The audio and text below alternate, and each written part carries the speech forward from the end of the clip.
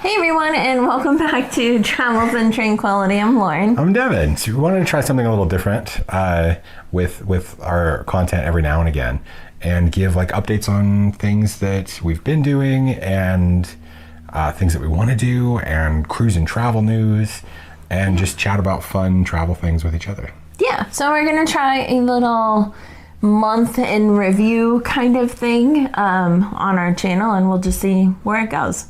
Yeah. Who knows? We did travel this month for sure. Yeah, so we're different segments in this video, and the first one's just talking about what we've been up to this month, right? Yeah, so we did travel at the very beginning of the month, like the first weekend of the month, which is kind of a fun way to travel. It's nice to start your year traveling. Bring in the new year, you know? Sure. Yeah, so we did a 3-night Ensenada cruise out of LA. The videos will be up on our channel probably in a couple of months. Yeah, we still have a lot to get through as far as but it was fine. I think that's the best word to describe that cruise is fine. I agree. So yeah, it was a much smaller ship than what we'd been used to. It's Navigator of the Seas. So we had done Symphony and Ovation, and the ships were getting increasingly bigger, and then we went right back to a size of ship that was Adventure of the Seas, which was our first cruise. Yeah, it was kind of cool to be kind of a year later almost, like back on a very similar ship. Like that was kind of cool to see where we started. But yeah, I mean, yeah, it was just fine. I think overall, like, we had a really great time, and we're glad we did it. It's really cool to be able to fly to LA, and day of, and then get on a cruise. Like, that was pretty magical. We did have to wake up very early to do it, though, and that was kind of a bummer. But I liked that aspect of it. We also, we tried something new. This is the first time being on a 3-night cruise, the first time we did an interior cabin. So we were also kind of testing to see whether those were suitable things for us. I think a 3-night cruise is fine. The next 3-night cruise we're pairing it with like a land-based vacation, and I think that will be really fun. I think that will make it a little bit better, because 3 nights is just so quick. Right. Especially when like one of those nights is boarding day, which in me, like, I don't feel that should count. Right. Because for the most part, you're docked that day. Right. You're not even really doing much, I mean, you're on the ship and you're having a good time and exploring, but yeah, there's not even that many activities until, later in the afternoon and into the evening. You're just really waiting around for like things to get started. Right. But it is fun to explore the ship on that day. And then I think we've learned that interior rooms just isn't our vibe. I think if we were looking to do another quick LA 3-night thing, maybe we'd consider an interior room, but I think our happy place is balcony. It's just it's like if we wanted to get a cruise in, maybe we needed a couple 2 or 3 more nights to get to the next level of points or something whatever. Like that, for sure. Yeah, because I could see that. It's cheap and you get the points. Yeah, but it was good, and we learned a lot, I think, from it for what our preferences are on cruising. It was a weird ship. Yeah. So I also really want to talk about like I want to do more updates on like cruise news and things that I find interesting as far as the travel world. Yeah. So that's where this idea was kind of born from. So Lauren, I'm going to regale you with cruise and travel news. And I'd like to hear your opinions on them. Okay. All right. So we know that it's kind of in the zeitgeist right now. There is a world cruise going on Serenade of the Seas with Royal Caribbean. Yeah, it's been going for a little over a month now. Yeah. Probably on like week 5, week 6, maybe by the time this video is coming out. It's wild that we're only on that. Yeah. And they don't end until like the end of September or whatever. There's so much stuff. There's so much happening with it, and we've already got drama. If you haven't gotten caught up to speed on the world cruise, please go do that. Go check out fascinating creators. Human story. It's going to make a brilliant documentary. I'll leave Fire some Festival. Names of TikTokers in the comments that I'm enjoying. There's 2 that I'm really enjoying. Obviously, the TikToker who was sponsored to go onto the ship is really interesting. His name's Mark something. And then there's this other guy, this Australian guy, who's just been like commenting on everything that he's seen other people post. And then he just recently, at the time of us filming this, he's been booked onto a small portion of the trip. Right, and it's everything from like people injuring themselves to the Pinnacle members on board forming their own little elite tribe and trying to determine what happens on the ship. And then I guess they ran out of wine like 2 weeks in. It's just crazy. Wild. It's all over the place. It's really interesting watching this take place kind of in real time. And yeah, I'm so looking forward to the documentary that comes out. They canceled hopefully in like October, November, we'll get some cool documentary. So cool. And I'm so pumped. And it's all going to be footage in real time from the people who are there, and it's beautiful. I can't wait. They've most recently started canceling ports in Antarctica, which we were talking about that, and that's truly a once in a lifetime destination. I imagine that's why a lot of people did this cruise, is because they're seeing everything, I can't imagine missing like those bucket list ports, especially when it was planned. So anyway, check it out. The biggest thing is that people have been calling, or some of the more recent ones is this, people have been calling on Royal Caribbean to cancel or bypass a lot of ports in like the Red Sea, so Middle East area, things like that, just because there's a lot of conflicts happening there at the moment. And Royal Caribbean has said that they don't plan on canceling anything. But then just this morning, because I prepped for all this yesterday, just this morning, Royal Caribbean has started canceling ports on non-world cruises. Oh, into the Middle Eastern area. In that area. But they haven't said anything yet about the world cruise. So I'd be interested. I think they're eventually just going to bypass or cancel. I think they're going to have to. Right. At some point, I think because they know it's a few months away, because right now they're down in Antarctica, right? Yeah, they have a ways to go. They have a ways to go. They still have to go up to like Australia and all of that kind of stuff.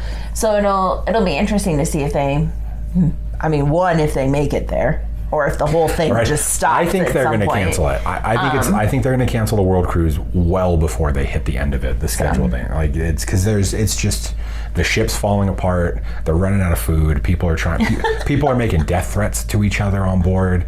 It's being invaded by vloggers and influencers. So at some point, there's going to be a significant number of people who are there just for the vibes, and like it'll be interesting to see. I don't think they're going to finish it, personally, but we'll see. We'll see. We'll keep updating it every month. It'll be a consistent thing in these videos. For at least the next 8 months. Yeah. If they continue along.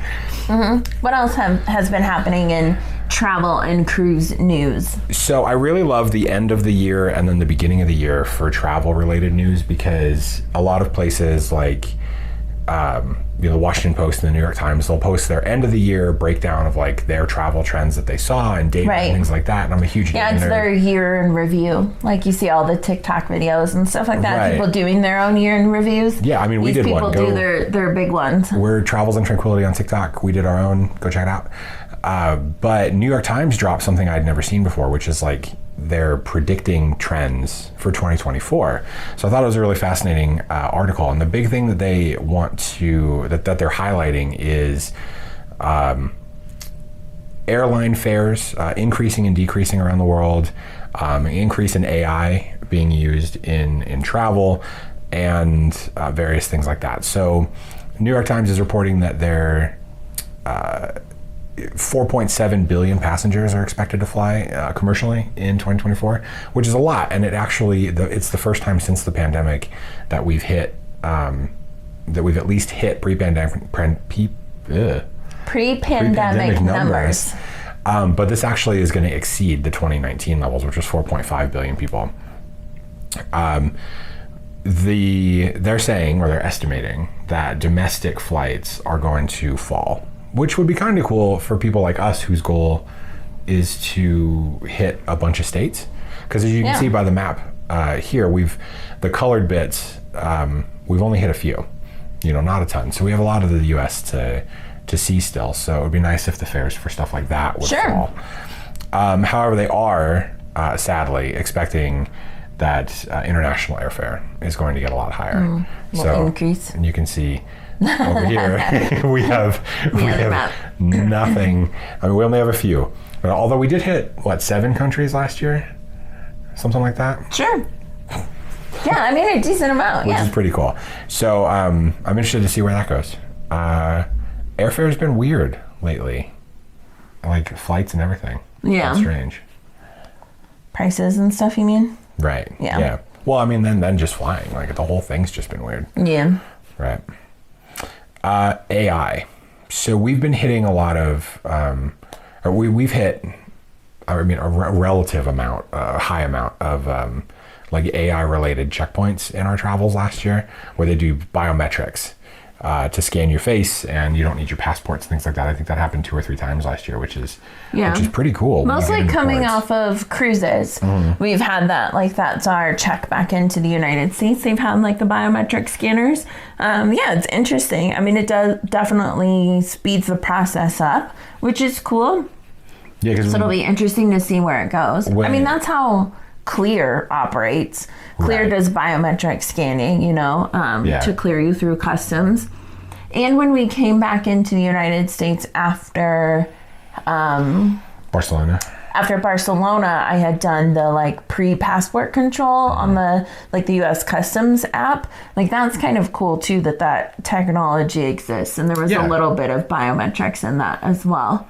I think for border crossing and for security and stuff like that, super huge advancements that I think should hopefully speed processes up. Yeah, that'd be neat. Fumble around with your passport and scan it on that thing and all that stuff. However, New York Times is predicting that AI is going to start interfacing a lot with customers in a customer service fashion, which could make it a lot more difficult when if your plane gets delayed or if you get bumped and the only system that you're going to be able to interact with is an AI system, it might not be as helpful as dealing with an actual human being.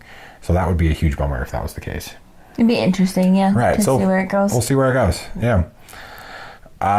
Destinations. I really like seeing all of the top destinations of places where people have visited and all that stuff. So in 2023, New York Times says London, Rome, Tokyo, Cancun, and Las Vegas were the most visited places based on the people that they polled or took this data from. Interesting. Yeah, right. All wonderful places.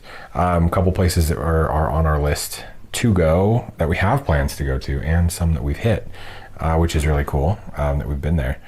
But they say that those are still going to continue to be the top, some of the top destinations, but that people are trying to branch out into places that might not be as expensive or that don't see the types of crazy weather flip-flops that a lot of the top places are seeing. Like Europe, the area where we went to when we went to Rome and all that stuff last year, that we missed it thankfully, but it got hit with a couple of different times throughout the year of really, really intense heat waves, which Greece got pounded last year a bunch too.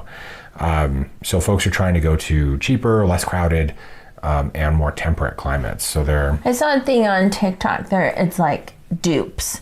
So you've heard of that trend, right? No. It's something that's really expensive or really popular, and people are saying what's a dupe for that? What's something that is similar but cheaper, less crowded, that kind of thing. And so I've seen people at the beginning of January, they were talking about their predictions for 2024 in travel, and they were talking about how some of these really popular places like London, like Rome, have really been hit with a lot of people. And so now people are looking for dupes of those places. So and that they think that that's also going to be a trend going into 2024 is people going to, like you're saying, some of the lesser known places as dupes for the other places. Well, the dupes that New York Times is saying are going to get hit are Scandinavian countries. Yeah. Because they have... Mostly because of weather. That's interesting that New York Times is focusing so much on the weather aspect of travel. Yeah, that's a big portion of it, but that's just kind of interesting. I also would think of London as a pretty temperate place, but... Right. But I think is, America is or the United States is a, like, if you look at it just from a land perspective, it's very big. There's lots of different climates as you go across. So I think a lot of, so the New York Times obviously is coming from the American perspective, I think.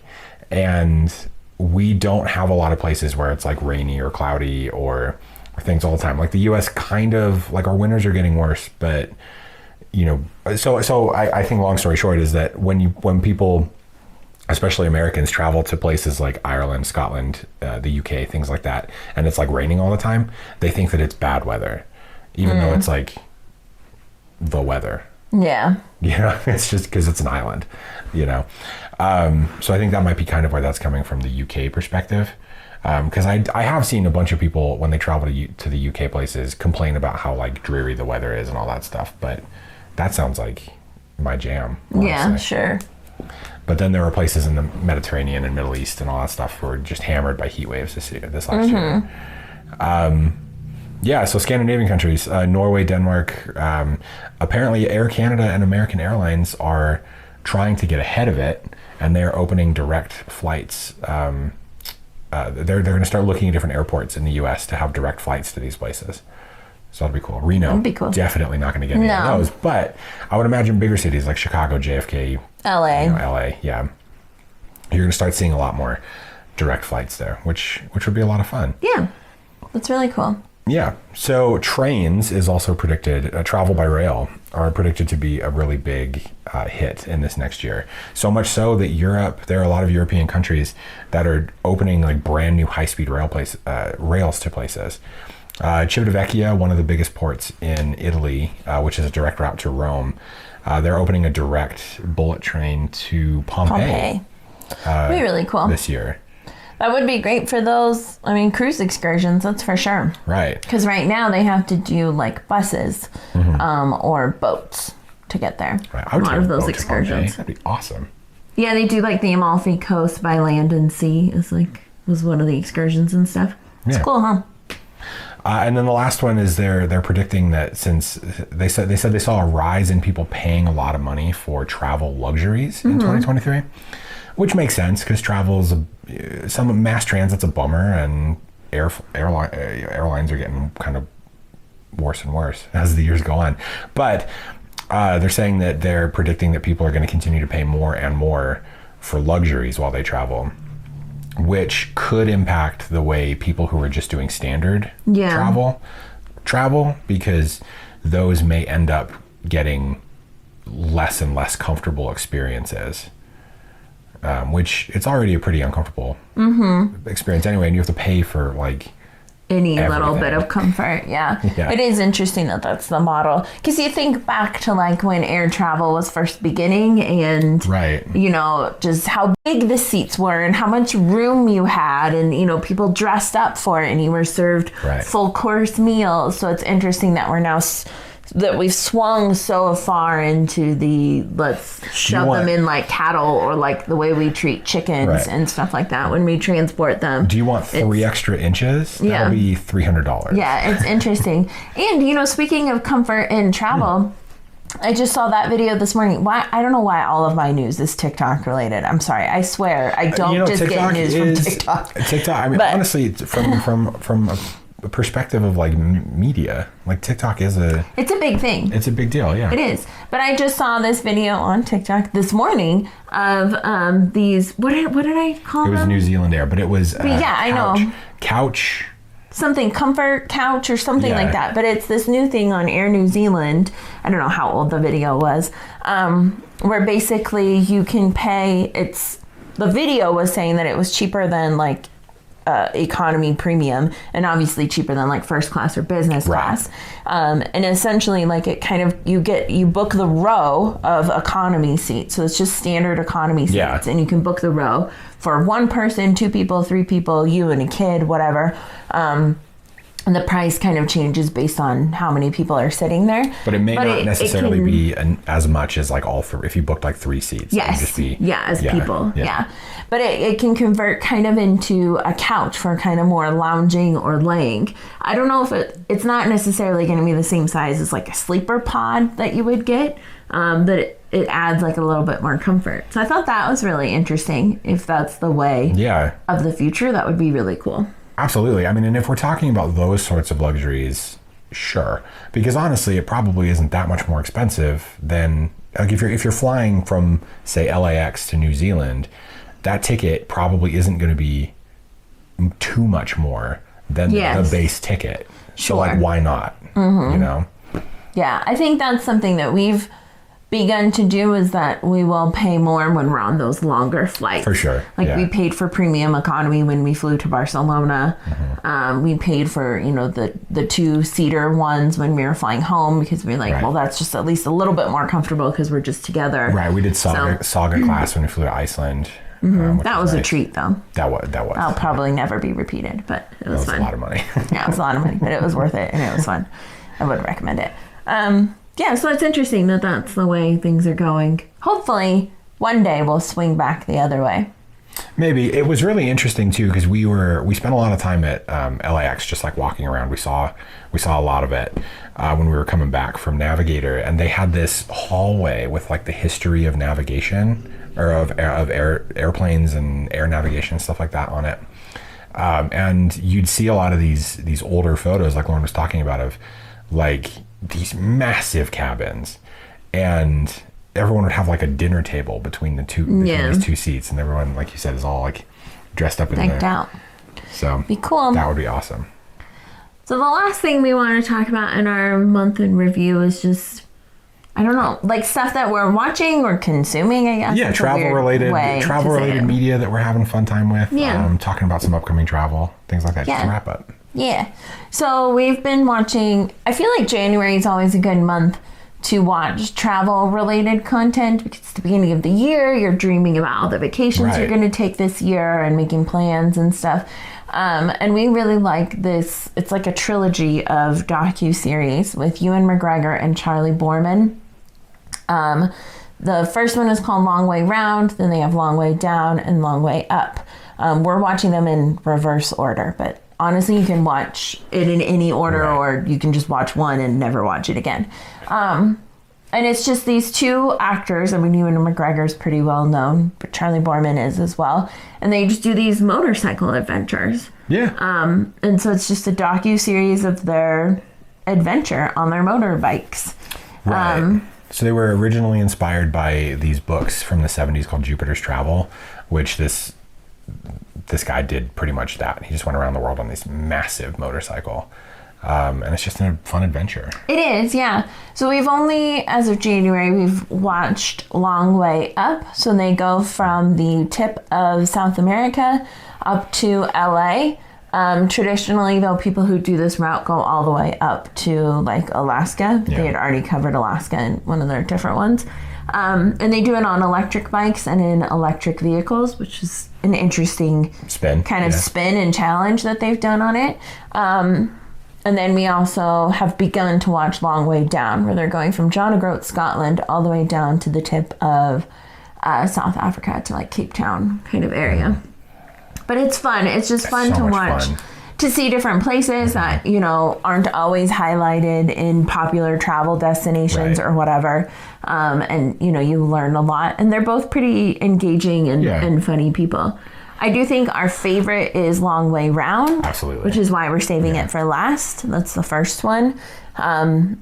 Personally, we think there's diminishing returns on them, but they're all still very good and still very watchable and enjoyable. Yeah, and, you know, when you watch the three together, you get to see the vast majority of the world. Yeah, which is awesome, you know. And like Lauren said, there's diminishing returns and stuff, but in our opinion, you know, the overall, the feeling you get from the three of them is they're just amazing. It's just fun. Yeah, it's fun travel stuff. So we highly recommend them if you have an Apple TV subscription. They're all part of Apple TV.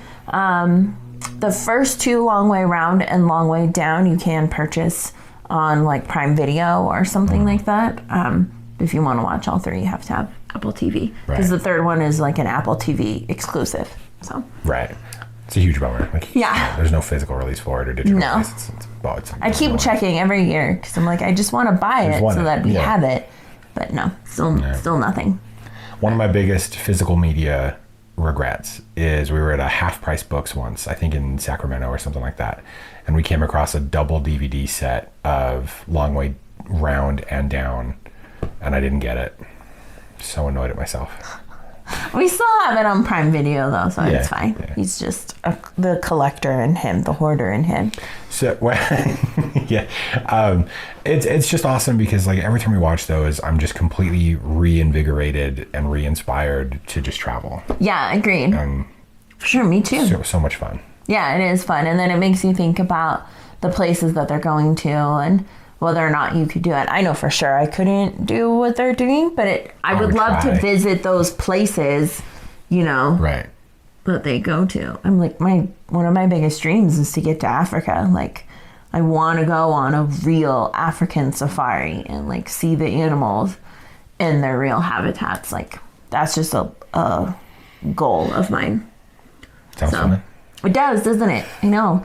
And like watching Long Way Up, I want to go to Machu Picchu. Like, that looks amazing. Right. So it's fun. Yeah, and I have a friend who is from Peru, and he says it's a lot of fun. Like, Yeah. he's done all that stuff. So Just add it to the bucket list. Just write it down, and one day we'll get there. So to wrap it up, thank you so much for watching.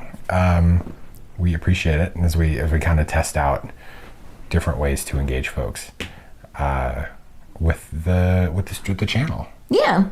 Thanks for watching. Let us know in the comments down below what you think about any of these,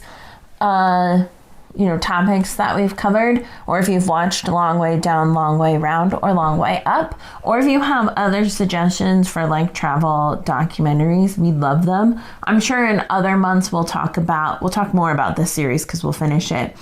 But I also want to rewatch Travels with My Father, which is on Netflix. Oh yeah. Carl Pilkington, Yeah. is that how you pronounce his name? Idiot Abroad, so funny. Highly recommend that one too. So, but let us know if there are other ones that we're missing, because that's like some of our favorite stuff to watch. So definitely let us know in the comments. Which is funny, it's exclusively non-American travel docuseries. Yeah, That's really funny. it is really funny. So let us know. And we'll catch you guys on the next adventure. Bye. Which should be Navigator of the Seas. So that's exciting. Oh, that's true. It should Yeah, be soon. those videos are coming up. Someday. Okay. Bye, guys.